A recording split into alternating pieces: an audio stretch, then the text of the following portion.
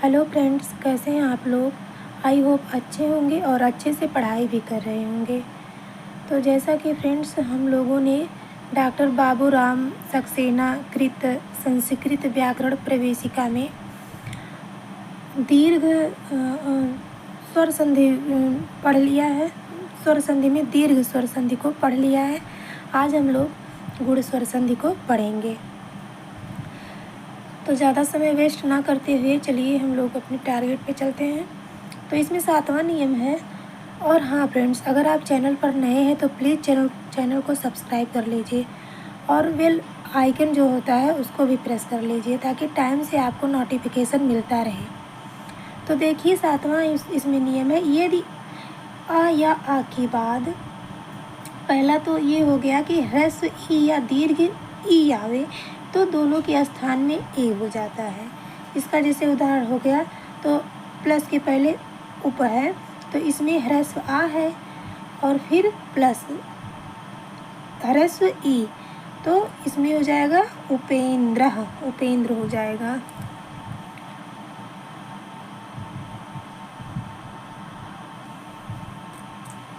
इसी तरह से दूसरा है, इसमें यदि ह्रस्व ऊ या दीर्घ ऊ आवे तो दोनों के स्थान में ओ हो जाता है।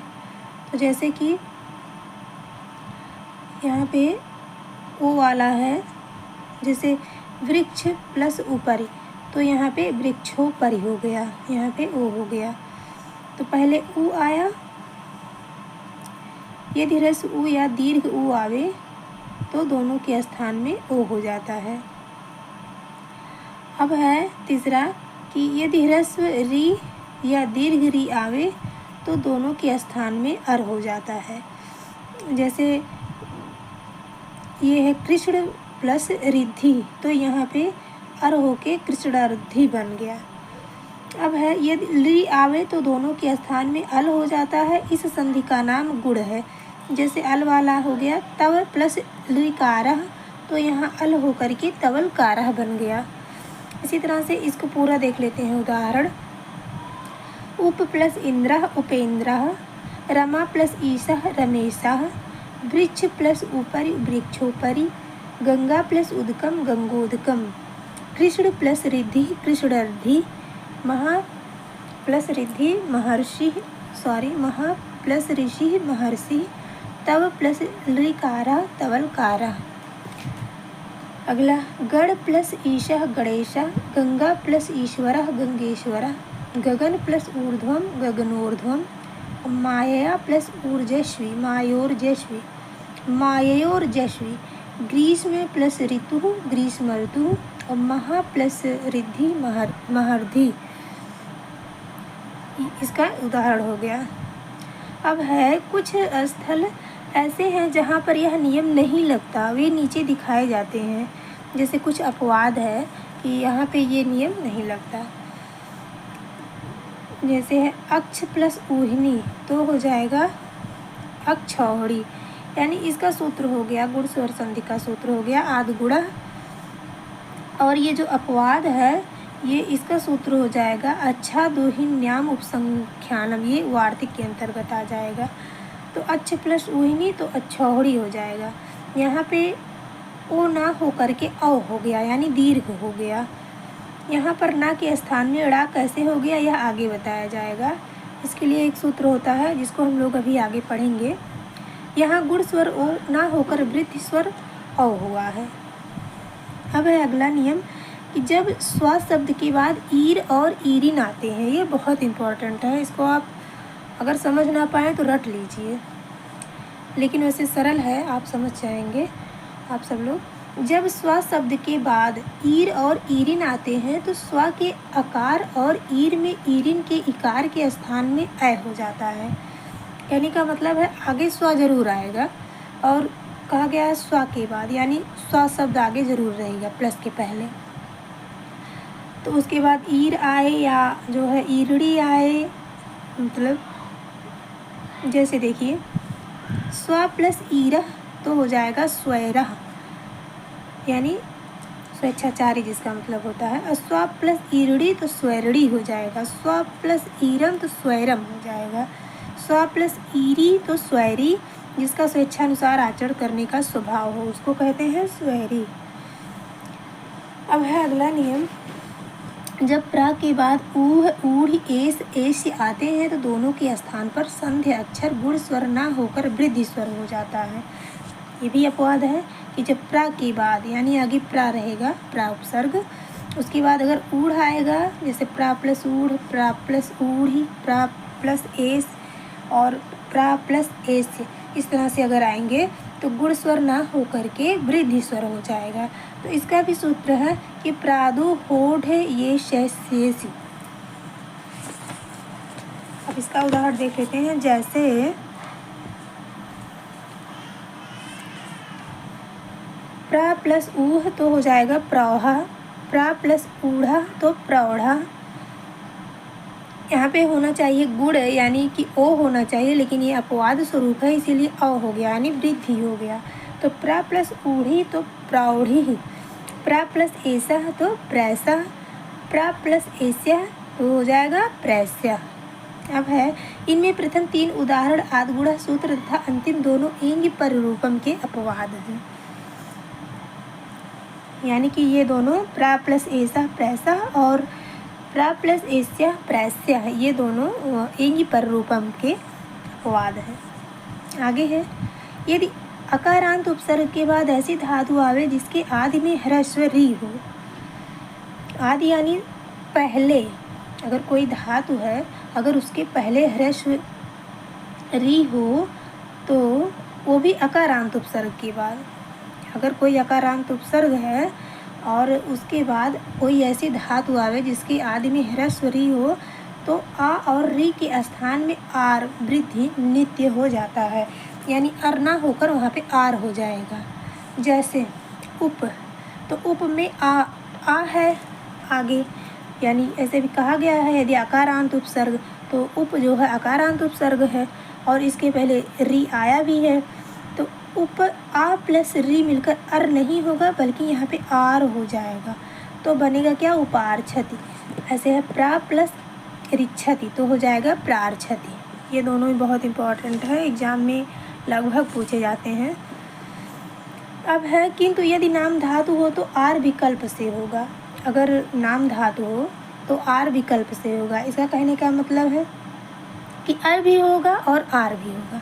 जैसे प्रा प्लस ऋष भीयति तो प्रार्स भीयति और प्रर्स भीयति दोनों होगा, यानी बैल की तरह आचरण करता है। ठीक है, ये सब सरल है, आप लोग हो सकता है अच्छे से समझ रहे हो और बहुत से लोग होंगे जिनको आता भी होगा, लेकिन फिर भी ये तो एक रिवाइज के तौर पे है। आप लोग ज़रूर वीडियो देखिए और पूरा वीडियो देखिए, आप देख लिया कीजिए। ऐसे आप स्किप कर कर के देखेंगे तो उससे कोई फ़ायदा होने वाला नहीं है।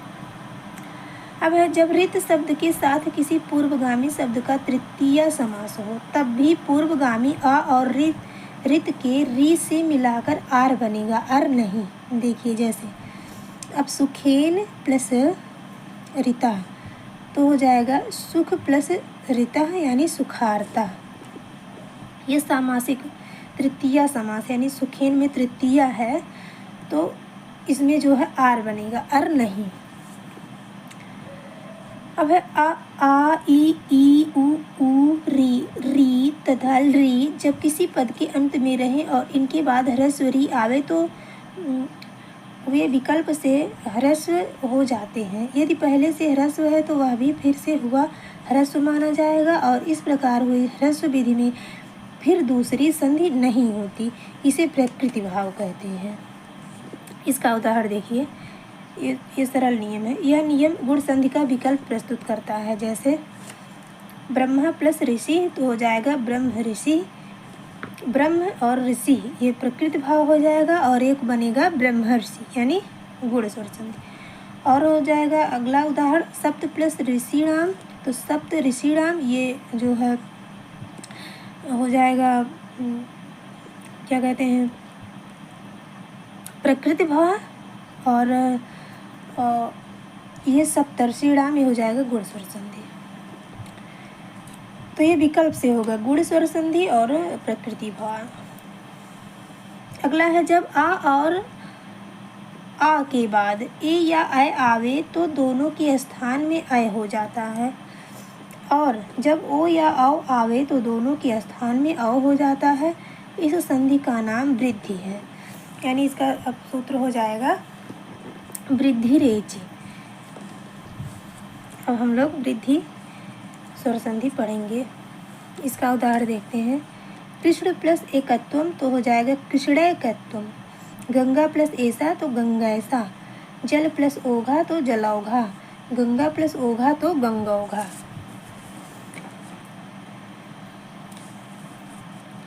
अब नियमातिरेक, इसका मतलब जानते हैं, यानी कि नियम, जो नियम के विरुद्ध है कि यहाँ पे नियम नहीं लगेगा तब भी संधि होगी, यानी अपवाद। इसका मतलब हो जाएगा अपवाद। यदि अकारांत उपसर्ग के बाद एकार आदि या ओकार आदि धातु आवे तो दोनों के स्थान में ए या ओ हो जाता है। जैसे प्र प्लस एजते तो हो जाएगा प्रेजते। उप प्लस औसति तो हो जाएगा उपोसति। ये एंग परिरूपम का अपवाद है, मतलब ये एंग परिरूपम संधि के अंतर्गत आएगा ये जो अपवाद है। अब है किंतु यदि यह नाम धातु हो तो विकल्प से वृद्धि होती है। अगर नाम धातु रहेगा तो ये तो होगा ही, और विकल्प से वृद्धि संधि भी होगी। जैसे उप प्लस एड कीयति तो उपेड कीयति या उपैड कीयति दोनों होगा। अब है प्रा प्लस ओधीयति तो प्रोधीयति या प्रौधीयति दोनों होगा। एव के साथ भी जब अनिश्चय का बोध हो तब पूर्वगामी अकारांत शब्द का आ और एव का ए मिलकर ए ही रह जाएंगे। जैसे क्वा एव भोक्ष्यसे तो हो जाएगा क्वेव भोक्ष्यसे, कहीं भी खा लोगे। जब अनिश्चय नहीं रहेगा तब ऐ ही रहेगा, यथा तथैव तवैव। यानी अगर जहाँ पे अनिश्चय नहीं रहेगा, जहाँ पे कोई चीज़ अनिश्चय मतलब निश्चित रहेगा तो वहाँ पे तवैव होगा। यहाँ पे अनिश्चय है तो जैसे कहीं भी खा लेंगे तो यहाँ पे क्वेव लगेगा, क्वेव भोज्य से। अब है ये सकंध्वादिश परिरूपम वाच्यम का उदाहरण, ये भी अपवाद के अंतर्गत आता है। सक प्लस अंधु, कुल प्लस अटा, मनस प्लस ईशा इत्यादि उदाहरणों में भी परवर्ती शब्द के आदि स्वर का ही अस्तित्व रहता है। पूर्ववर्ती शब्द की टी परवर्ती के आदि स्वर के रूप में मिल जाती है। इनमें प्रथम दो उदाहरण अकः सवर्णे दीर्घ सूत्र से होने वाली दीर्घ संधि के अपवाद हैं।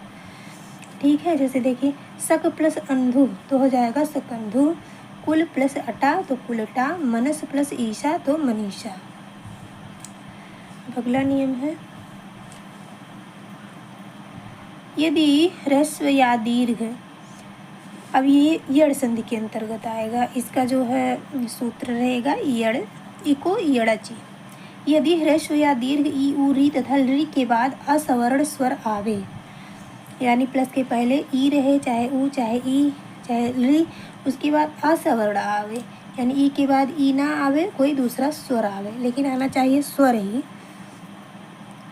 तो ई उ री के स्थान में क्रमशः य व र और ला हो जाते हैं। जैसे